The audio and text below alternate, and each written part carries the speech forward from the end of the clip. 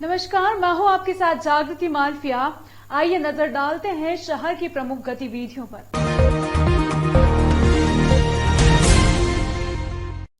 उज्जैन जिले के अंबोदिया स्थित सेवाधाम आश्रम से 3 लड़कियों के भागने का मामला सामने आया है, जिसके बाद कलेक्टर आशीष सिंह ने मामले की जांच के आदेश दिए हैं।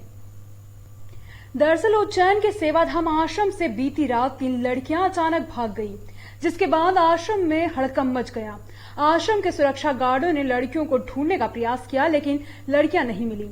शुक्रवार सुबह घटना की जानकारी पुलिस और जिला प्रशासन तक पहुंची, जिसके बाद अब पुलिस लड़कियों की तलाश कर रहा है। कलेक्टर आशीष सिंह ने आश्रम से लड़कियों के भागने के मामले को गंभीरता से लिया है।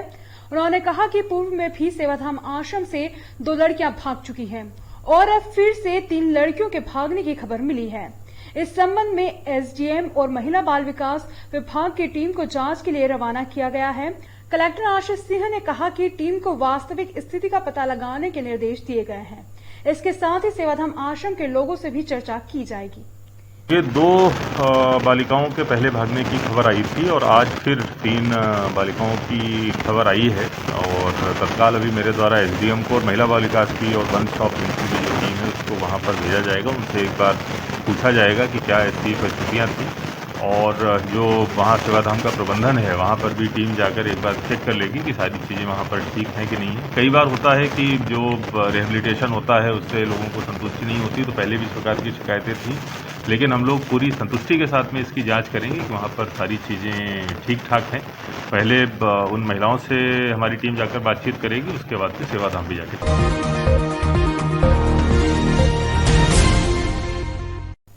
मुआवजा राशि लेने के बाद भी बेगमबाग के रहवासी मकान खाली करने को तैयार नहीं है। शुक्रवार को सूचना देने पहुंची राजस्व की टीम के सामने रहवासियों ने विरोध किया। महाकाल मंदिर विस्तार के लिए बेगमबाग के रहवासियों को हटाया जाना है। इसके लिए बेगमबाग के 250 परिवारों को 3-3 लाख रुपए दिए जाएंगे। 37 परिवारों को राशि प्रदान भी कर दी गई है। शुक्रवार को तहसीलदार अभिषेक शर्मा, नायब तहसीलदार पूर्णिमा सिंघी, नायब तहसीलदार मूलचंद जूनवाल 37 परिवारों को मकान खाली करने के मैसेज देने पहुंचे तो रहवासियों ने नई मांग रख दी। अब उनको 3 लाख नहीं 7 लाख रुपए चाहिए।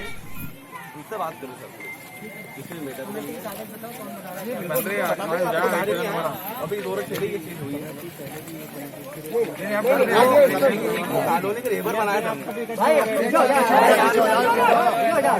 अरे दूर ही खड़े हो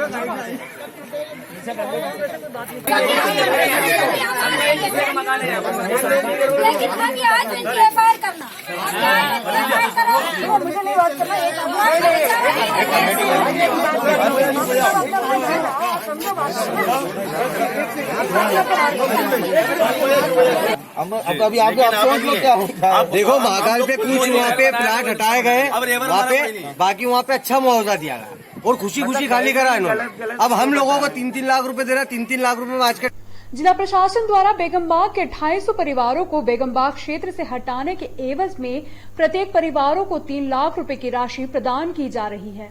प्रारंभिक रूप से उक्त कुल राशि 7 करोड़ 50 लाख रुपए महाकालेश्वर मंदिर प्रबंध समिति से दिए जा रहे हैं। उक्त राशि का समायोजन स्मार्ट सिटी प्रोजेक्ट द्वारा कर दिया जाएगा। इस संबंध में पूर्व में भी सभी 250 परिवारों को मल्टी में फ्लैट दिए जाने की योजना थी, किंतु सभी परिवारों द्वारा मल्टी में न जाते हुए 3-3 लाख रुपए की अनुग्रह राशि लेने पर सहमति प्रदान की गई।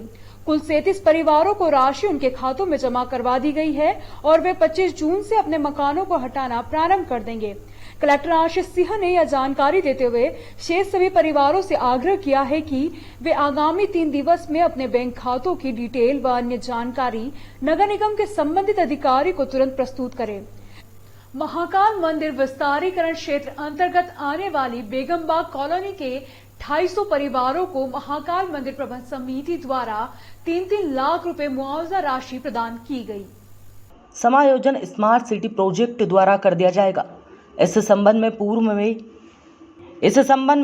में सभी 250 परिवारों को मल्टी में फ्लैट दिए जाने की योजना थी, किंतु सभी परिवार द्वारा मल्टी में ना जाते हुए 3-3 लाख रुपए की अनुग्रह राशि लेने पर सहमति प्रदान की गई। आज दिनांक 24 जून तक कुल 37 परिवारों को राशि उनके खाते में जमा करवा दी गई है और वे 25 जून से अपने मकानों को हटाना प्रारंभ कर देंगे। जिला कलेक्टर आशीष सिंह ने जानकारी देते हुए बताया कि शेष सभी परिवारों से आग्रह किया जाएगा कि वे आगामी 3 दिवस में अपने बैंक खातों की डिटेल व अन्य जानकारी नगर निगम के संबंधित अधिकारी को तुरंत प्रस्तुत करें, जिससे कि राशि उनके खाते में अंतरित कर दी जाए। 3 दिन की समय अवधि के बाद यदि कोई व्यक्ति अपने बैंक खातों की डिटेल प्रस्तुत नहीं करता है तो संबंधित व्यक्ति अनुग्रह राशि लैप्स पानी जाएगी एवं 7 दिन बाद उनको बलपूर्वक हटा दिया जाएगा। देखिए, एक महाकाल मंदिर का विस्तारीकरण जो प्लान है और इसमें माननीय सुप्रीम कोर्ट के निर्देश भी हैं, उसके तहत 250 परिवारों को हमको वहाँ से हटाना है। शुरुआत में जो हमारी प्लानिंग थी कि हम लोग विक्रम नगर रेलवे स्टेशन के पास में एक मल्टी बनाकर उसकी शिफ्टिंग करा रहे थे, विस्थापन करा रहे थे, लेकिन जो वहाँ की बस्ती है वहाँ के सभी लोग हमसे आकर मिले और उन्होंने ये बोला कि हमें मल्टी की आवश्यकता नहीं है। हमें अगर पहले 5 लाख रुपए की मांग थी, बाद में सहमति से 3 लाख रुपए तय हुए थे कि 3-3 लाख रुपए अगर प्रति परिवार दे दिए जाते हैं तो वो लोग खाली कर देंगे। बीच में फिर कोरोना का पीरियड आ गया था, इसीलिए उस पर कोई प्रगति नहीं हो पाई। अभी हम लोगों ने 37 परिवारों को वो राशि प्रदान कर दी है। ये राशि जो महाकाल मंदिर है उससे दी जा रही है, लेकिन जो इसकी प्रतिपूर्ति है वो स्मार्ट सिटी प्रोजेक्ट के द्वारा की जाएगी और उसमें 20 मकान आ रहे हैं जो आज शाम तक खाली हो जाएंगे। बाकी जितने भी परिवार बचे हुए हैं उनको 3 दिन का समय दिया गया है कि उनके द्वारा जो भी कागज़ हैं, चाहे उसमें बैंक अकाउंट हैं या दूसरे जो इस प्रकार की चीज़ें हैं, वो हमको प्रदान कर दें। अगर 3 दिन के अंदर प्रदान नहीं किए जाते हैं तो उस राशि को लैप्स माना जाएगा और 7 दिन के अंदर फिर पूरी की पूरी जो जितने भी परिवार हैं सभी को वहाँ से विस्थापित करने की कार्रवाई की जाएगी। पटवारी संघ द्वारा अपनी वर्षों से लंबित मांगों को लेकर कोठी पर इकट्ठा होकर जिला प्रशासन के सामने अपनी बात रखी। मध्य प्रदेश पटवारी संघ जिला उज्जैन द्वारा अपनी मांगों को लेकर कोठी पर एकजुट होकर जिला प्रशासन के सामने अपनी मांग रखी और पटवारी संघ की बात नहीं मानी गई तो अपनी 3 सूत्री मांगों को लेकर 7 तारीख से पटवारी संघ द्वारा हड़ताल की जाएगी। तहसील स्तरीय यह ज्ञापन सौंपा गया। पटवारी संघ के प्रदेश अध्यक्ष उपेंद्र सिंह बघेल द्वारा बताया कि ज्ञापन के माध्यम से हमारी मांगों से जिला प्रशासन को अवगत कराया जा रहा है। यदि मांगे नहीं मानी गई तो 7 तारीख से हड़ताल की जाएगी। आज जो ज्ञापन तहसील स्तर पर दिया गया है, ये ज्ञापन हमारी मांगों के संबंधित में है। हम 3 सूत्री मांग के लिए आंदोलन पर हैं। अभी ज्ञापन दे रहे हैं, 7 तारीख से आंदोलन पे जाएंगे। 15 दिन का हमने अभी अल्टीमेटम दिया है। उसमें पहली मांग 2800 ग्रेड पे की है, जो हमारी 22 सालों से चली आ रही है। 22 सालों से पटवारियों का अपग्रेड नहीं हुआ वेतन, जबकि सभी का अपग्रेड हो चुका है और हमारी जो शैक्षणिक योग्यता वो स्नातक है और हम तकनीकी भी हैं, कार्यपालिक भी हैं। इसके बावजूद हमारा वेतन पुराना है, 2100 ग्रेड पे हम पा रहे हैं। तो दूसरी मांग है हमारी गृह जिले की। हमारे करीब 6000 साथी दूसरे जिलों से पोस्टिंग कर दिए गए हैं, जबकि हमारा पद जिला संपर्क का है। हमेशा से पटवारी जिले में ही पोस्टेड होता रहा है। पिछली बार की भर्ती में प्रदेश स्तर पर भर्ती की गई और उनमें कुछ की पोस्टिंग, सभी की नहीं की गई है, कुछ की पोस्टिंग जिले से बाहर कर दी गई है। तो हमारी मांग उनके जिलों में प्रस्तुत किया जाए, चूँकि इतने अल्प वेतन में इतना दूर कार्य कर पाने में वो अपने परिवार का, माता पिता की सेवा नहीं कर पा रहे हैं। तीसरी हमारी मांग है सीपी सिटी। आपने अभी देखा है कि 3 साल में कोरोना के कारण 12th जिस परीक्षा से सारी उसकी योग्यता के आधार पर सारे एग्जाम्स होते हैं, सारी नौकरियां लगती हैं, उसमें भी आपने प्रमोशन दे दिया है। लेकिन हमारे साथी के साथ सीपीसीटी की मांग थी, उसकी एग्ज़ाम आप करा नहीं पाए और एग्ज़ाम नहीं करा पाए और उस कारण से इनकी परीक्षा बंदी समाप्त हो रही है, इंक्रीमेंट नहीं लग रहे हैं। तो हमारे साथियों को आर्थिक नुकसान हो रहा है। तो मेरा उनसे ये कहना कि इसको सीपीसीटी को या कि हमें प्रमोशन दे के कर दो, या परीक्षा देने को भी हम तैयार हैं, लेकिन आपको उसको हमारे इंक्रीमेंट से हटा दो, उसको हमारे आर्थिक नुकसान हमारा नहीं होना चाहिए। नगर निगम ने बारिश को देखते हुए नालियों पर से अतिक्रमण हटाने की कार्रवाई की है। उज्जैन के जोन क्रमांक 2 अंतर्गत पुष्पांजलि कॉलोनी मोहन नगर क्षेत्रों में कतिपय लोगों द्वारा नालियों के ऊपर अतिक्रमण कर रखा था, जिसके कारण सफाई कार्य में बाधा आ रही थी। उक्त समस्या को तत्काल संज्ञान में लेते हुए जोन क्रमांक 2 की भवन निरीक्षक साधना चौधरी एवं रिमूवल गैंग प्रभारी मोनू थनवार द्वारा कार्रवाई करते हुए चिन्हित अतिक्रमण को जेसीबी के माध्यम से हटाए जाने की कार्रवाई की गई।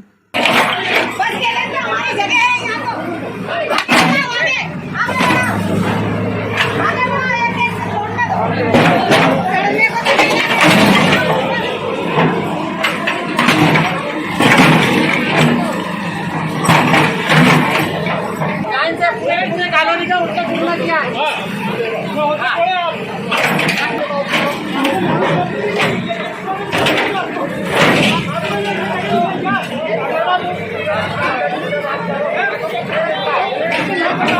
आयुक्त सतीश सिंघल द्वारा निर्देशित किया गया है कि ऐसे अतिक्रमण जिनके कारण सफाई कार्य में बाधा आ रही है उन्हें हटवाते हुए सफाई कार्य करवाया जाए। साथ ही भवन निरीक्षक भी अपने अपने क्षेत्रों में ऐसे स्थानों को देखे जहां नालियों की सफाई करने में समस्या आ रही है। ये बारिश को देखते हुए जो नाली के ऊपर जो पक्का निर्माण जो कर रखा है, जो नाली के ऊपर जैसे नाली ढकी रहती है वो नाली के अंदर पानी नहीं जाता है और नाली पूरी जाम हो जाती है, जिससे रहवासियों को काफ़ी समस्या होती है। तो नाली के ऊपर का जो पक्का निर्माण है, नाली के ऊपर का जो फर्श जो ढाक रखी है इन्होंने वो हटाया जा रहा है नगर निगम द्वारा, ताकि बारिश में कोई रहवासी को किसी के घर में पानी नहीं घुसे और समस्या किसी प्रकार की आई और पानी जल भरा पर एक जगह फैसिलिटी कोई नहीं। 31 करोड़ रुपए की लागत से बड़नगर रोड पर नागदा उज्जैन रेलवे लाइन के ऊपर बन रहे ओवरब्रिज का काम सितंबर माह तक पूर्ण होने की उम्मीद लगाई जा रही है। पीडब्ल्यूडी के सेतु निर्माण विभाग द्वारा बड़नगर रोड पर मुल्लापुरा के पास रेलवे ओवरब्रिज बनाया जा रहा है। 31 करोड़ की लागत से बन रहा इस ब्रिज का गुजरात की company messrs Ajay protect Mehsana द्वारा निर्माण किया जा रहा है। कोरोना और अन्य कारणों के चलते यह ओवरब्रिज अपने कंप्लीट होने के डेडलाइन को पार कर चुका है। 718 मीटर लंबे और 12 मीटर चौड़े इस ब्रिज के 19 स्पोन सेतु निगम बना रहा है। वहीं रेलवे भी 3 स्पोन बना रहा है। 14 स्पोन कंप्लीट हो चुके हैं, बाकी जुलाई महीने में कंप्लीट हो जाएंगे। सेतु निगम के कार्यपालन यंत्री एस.के. अग्रवाल के नेतृत्व में SUR के कटारिया और उपयंत्री रघुनाथ सूर्यवंशी की टीम इस पूरे प्रोजेक्ट को समय पर पूरा करने में जुटी हुई है। उसको अगस्त एंड तक कंप्लीट करने का लक्ष्य है और सितंबर में कोशिश करेंगे कि यातायात चालू कर देंगे। कोरोना की दूसरी लहर में दिवंगत हुए माता पिता के बच्चों की पढ़ाई लिखाई की जिम्मेदारी अब प्रदेश सरकार ने उठाई है। जिला प्रशासन एवं महिला बाल विकास द्वारा ऐसे ही 9 बच्चों की सूची बनाई गई है। इन बच्चों को जल्द ही शासन की ओर से लाभ मिलेगा।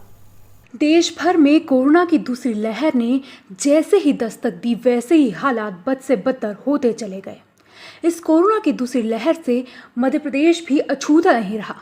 दूसरी लहर में कई लोगों ने अपने परिजनों को खोया है। इस कोरोना की बीमारी से बहुत से बच्चों के माता पिता या दोनों में से किसी एक की मृत्यु कोरोना के चलते हुई है। ऐसे ही 9 बच्चों को उज्जैन जिले से भी चिन्हित किया है। कहते हैं कि बच्चों के लालन पालन और उनके बड़े होने तक की सारी जिम्मेदारी और उनके हर तरह से सुख सुविधा का ध्यान कोई रखता है तो वह उनके माता पिता होते हैं।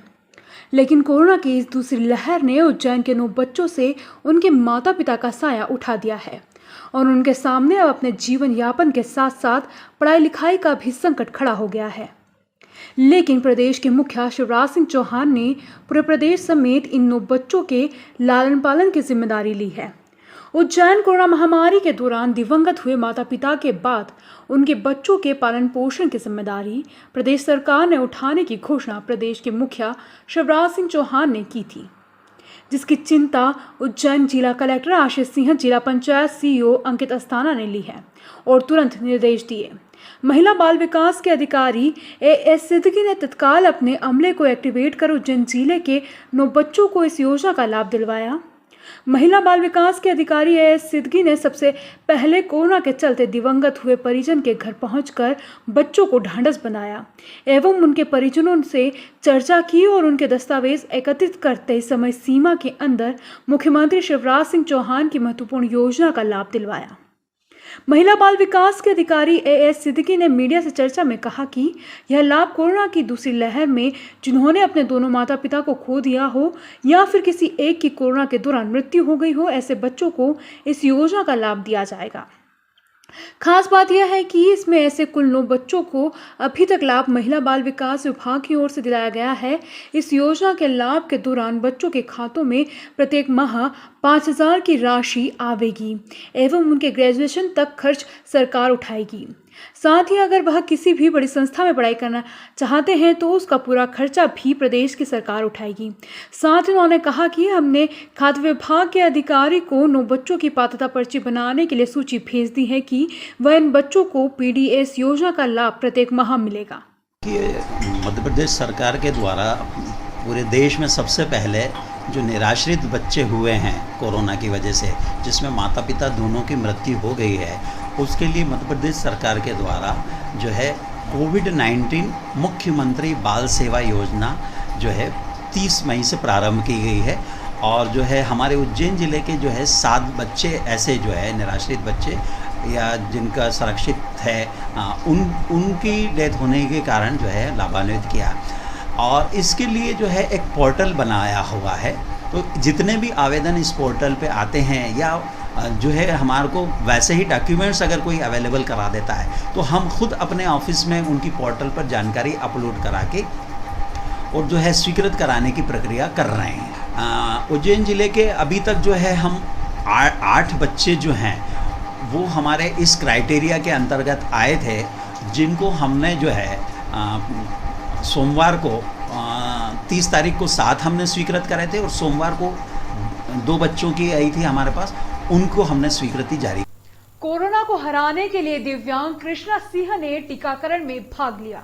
उज्जैन के बहादुरगंज में रहने वाले मानसिक दिव्यांग युवक कृष्णा सिंह ने गत दिवस कोरोना वैक्सीनेशन करवाया। वे टीकाकरण केंद्र में अपने परिजनों के साथ खुशी खुशी गए और बिना डर के वैक्सीन लगवाया।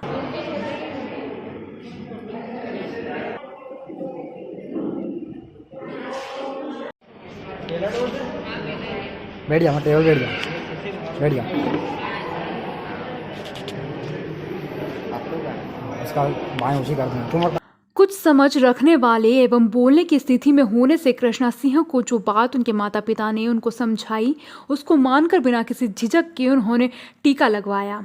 टीका लगवाने के बाद कृष्णा सिंह ने कहा कि कोरोना को हराने के लिए टीका लगवाया है, बाकी सभी को भी लगवाना चाहिए। दिव्यांग कृष्णा सिंह की निडरता को देखते हुए सभी लोगों को आगे बढ़कर झिझक छोड़कर टीकाकरण करवाना चाहिए और कोरोना के भय से मुक्ति पाना चाहिए। कितना अपन ने क्या लगवाया अभी? वैक्सीन काय का लिए? कोरोना का लिए, हराने के लिए। दर्द तो नहीं हो रहा? विश्व प्रसिद्ध महाकालेश्वर मंदिर आम श्रद्धालुओं के लिए 28 जून से खोल दिया जाएगा, जिसके लिए ऑनलाइन बुकिंग शुरू कर दी गई है। वहीं 35,000 लोगों ने बुकिंग भी करवा ली है। बाबा महाकाल मंदिर में कोरोना संक्रमण के कारण आम श्रद्धालुओं का प्रवेश बंद किया था। पिछले दिनों मंदिर समिति की बैठक में 28 जून से प्रवेश शुरू करने का निर्णय हुआ था। साथ ही मंदिर में दर्शन के लिए श्रद्धालुओं को वैक्सीनेशन प्रमाण पत्र या 48 घंटे के पूर्व की कोरोना नेगेटिव रिपोर्ट देने की अनिवार्यता रखी थी।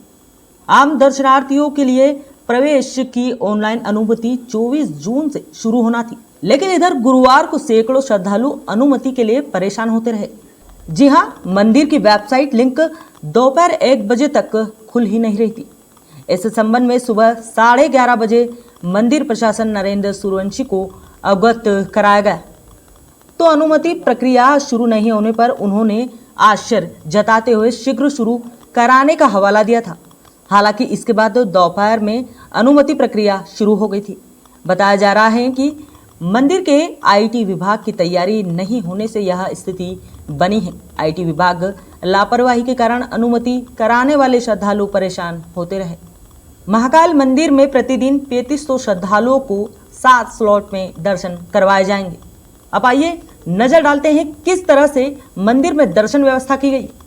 जी हां, महाकाल मंदिर में प्रतिदिन 3500 श्रद्धालुओं को 7 स्लॉट में दर्शन करवाए जाएंगे। दर्शन सुबह 6 बजे से 8 बजे तक होंगे। श्रद्धालुओं को गर्भगृह और नंदीगृह में भी प्रवेश नहीं दिया जाएगा। नंदीगृह के पीछे बैरिकेडिंग से दर्शन होंगे। मंदिर में आने वाले श्रद्धालुओं को कोरोना नियमों का पालन करना होगा। 6 से 8 व 8 से 10, 10 से 12, 12 से 2 और 2 से 4 4 से 6 और अंतिम स्लॉट 6 बजे से 8 बजे तक का होगा, जिसमें प्रत्येक स्लॉट में 500 के हिसाब से दर्शनार्थियों को अनुमति मिलेगी। लोगों ने जो प्लानिंग करी है कि जो व्यक्ति आएंगे भले ही प्री बुकिंग उन्होंने करा रखी हो, लेकिन यहाँ पर वैक्सीनेशन जरूर चेक किया जाएगा कि उन्होंने कम से कम 1 डोज वैक्सीनेशन का लिया है या नहीं लिया है। अगर वैक्सीनेशन का 1 डोज नहीं लगवाया हुआ होगा तो हम उनको दूसरा विकल्प दे रहे हैं कि 48 घंटे की RT-PCR रिपोर्ट लेकर वो आएंगे। इन दोनों चीज़ों का पालन 100% कराया जाएगा। मुझे लगता है कि इन दोनों चीज़ों को पालन कराने के बाद में कोरोना के संक्रमण का खतरा लगभग ना के बराबर रहेगा। बाकी प्री बुकिंग के माध्यम से सोशल डिस्टेंसिंग हम लोग ऑलरेडी मेंटेन कर रहे हैं। जी हाँ, स्लॉट जो हैं 28 तारीख के पूरे बुक हो गए हैं। हम लोग 2-3 दिन इस व्यवस्था को देखेंगे। अगर हमें लगता है कि सोशल डिस्टेंसिंग से और अधिक संख्या में लोगों को दर्शन कराए जा सकते हैं तो हम लोग उसके बढ़ाने के ऊपर भी विचार करेंगे। शुरुआत के 28, 29, 30 के बाद में फिर निर्णय लिया जाएगा। मौलाना मोस की मजार पर चादर पेश कर दुआओं के लिए उठे हाथ। कांग्रेस के वरिष्ठ नेता, शहर के कौमी लीडर स्वर्गीय मोहम्मद हुसैन सेठ खालवाले साहब के पुत्र, सीरत कमेटी के अध्यक्ष, कांग्रेस के कद्दावर नेता हरदिल अजीज शाकिर हुसैन भाई खालवाले करीब 4 महीने से बीमार चल रहे हैं। पिछले कुछ दिनों से वो इंदौर के CHL हॉस्पिटल में भर्ती हैं। डबल निमोनिया की बीमारी से पीड़ित शाकिर भाई को लंग्स में भी इन्फेक्शन है, इसलिए मौलाना मोस की दरगाह पर चादर पेश की गई। साथ ही विश्व कल्याण के लिए भी दुआ मांगी गई। सर्वधर्म कौमी एकता समिति और शहर कांग्रेस कमेटी द्वारा मौलाना मोस की दरगाह पर चादर पेश की गई। शहर कांग्रेस महामंत्री फहीम सिकंदर और शेर बहादुर खान ने बताया कि शाकिर भाई के अस्वस्थ होने की वजह से शिप्रा नदी पर स्थित मौलाना मुगीज उद्दीन मोस की दरगाह शरीफ पर चादर पेश की गई और अल्लाह से उनकी अच्छी सेहत, तंदुरुस्ती और स्वस्थ होने की दुआ मदीना मस्जिद के इमाम मोहम्मद अली नक्शबंदी साहब और सूफी गबू बाबा साहब ने कराई। साथ ही रहमत वाली बारिश की दुआ भी की गई। इस मौके पर शहर कांग्रेस अध्यक्ष महेश सोनी, पूर्व अध्यक्ष अनंत नारायण मीना, हफीज कुरैशी, रफीक कुरैशी, मोहम्मद सलीम देहलवी, हाजी सैयद इकबाल, अशोक साहबान,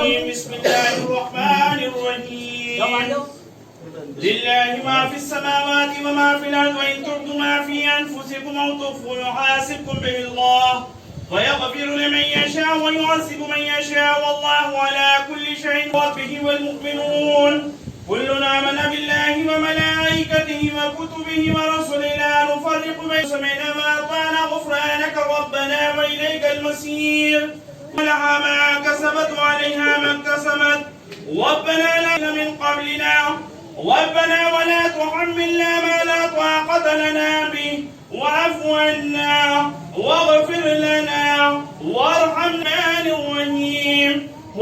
साथियों की ओर से फहीम सिकंदर साहब, शेर बहादुर जी और अन्य हमारे साथियों की ओर से हमारे नेता शाकिर भाई खालवाले की सेहत के लिए यहाँ पर ऊपर वाले से दुआएं की गई कि वे अतिशीघ्र ठीक हों और इसके साथ ही साथ देश में जिस प्रकार से कोरोना की बीमारी फैल रही है उसको ऊपर वाला अतिशीघ्र हटाए, इसके संबंध में भी आज यहाँ पर मौलाना मोस की दरगाह पर चादर अर्पित की गई। हमारे कौमी लीडर और बरसों से कांग्रेस की खिदमत करने वाले जनाब मोहम्मद हुसैन खानवाले साहब के साहबजादे और हमारे कांग्रेस के कद्दावर नेता सीरत कमेटी के अध्यक्ष शाकिर हुसैन खालवाला साहब की कुछ दिनों से तबीयत अलील है और उन्हें बड़े बड़े हॉस्पिटलों में भी उनको भर्ती किया गया, लेकिन अब वो ऐसा महसूस हो रहा है कि आज चादर पेश की गई है।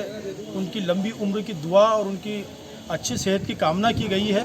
तमाम कांग्रेस जनों ने मिलकर के आज अल्लाह पाक से चादर के ज़रिए ये इल्तिजा की है कि अल्लाह पाक उनकी उम्र में खूब बरकतें अता फरमाए और हमें हमारे नेता का साया हमेशा हमारे सर पे आता हो, ऐसी दुआ की गई है। और साथ ही साथ एक अच्छी बारिश हो, इस शहर को लबालब अच्छी बारिश और फ़ायदे वाली बारिश हो, इसके लिए भी दुआ की गई है। जो भी लोग यहाँ पर शिरकत जिन हजरात ने यहाँ पर की है, तमाम कांग्रेस के वरिष्ठ नेताओं ने यहाँ पर शिरकत की है, समाज सेवियों ने शिरकत की है, शाकिर भाई के ख़ानदान वालों लोगों की भी यहाँ पर शिरकत हुई है। सभी का मैं आभार व्यक्त करता हूँ। जय हिंद। यह थी शहर की प्रमुख गतिविधियां। इस अंक में फिलहाल इतना ही। अगले अंक में फिर मुलाकात होगी, तब तक के लिए नमस्कार।